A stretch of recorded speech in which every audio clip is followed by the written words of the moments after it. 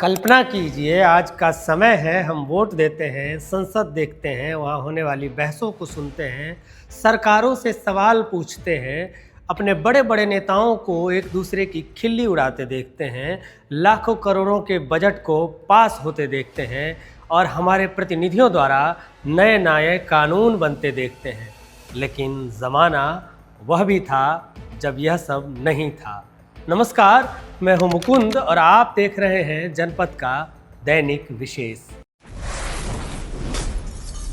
जिज्ञासा तो आपको भी होती ही होगी कि आखिर पहली बार सत्ता से जनता ने सवाल कब किया, हमें यह अधिकार कब और कैसे मिला।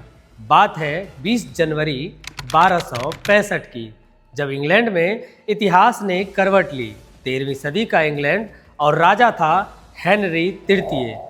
सत्ता एक व्यक्ति के हाथ में था, टैक्स जनता देती थी और फैसले राजमहल में लिए जाते थे। लेकिन अब जमींदारों, व्यापारियों और आम नागरिकों का धैर्य टूट रहा था।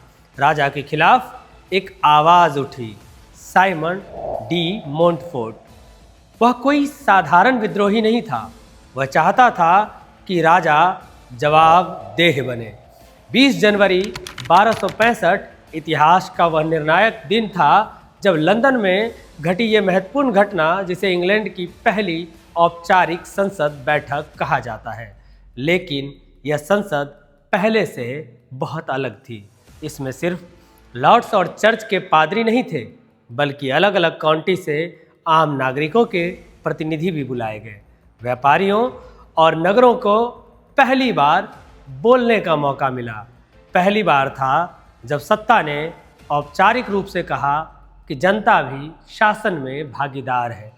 यह दिन अपने आप में वैश्विक राजनीति का एक क्रांतिकारी दिन था। आज हम जिसे रिप्रेजेंटेटिव डेमोक्रेसी कहते हैं, जनता द्वारा चुने गए प्रतिनिधि और सत्ता पर नियंत्रण की बात करते हैं, उसकी जड़ें यहीं से शुरू होती है।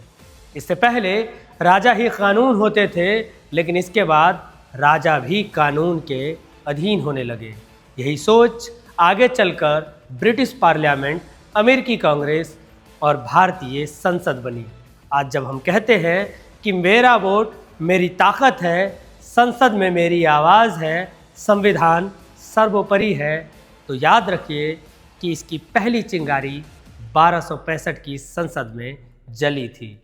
आज लोकतंत्र संकट में हो या मजबूत, जनता की भागीदारी ही उसका आधार है। और यह सब संभव हुआ 750 साल पहले घटित हुई उस महत्वपूर्ण घटना से।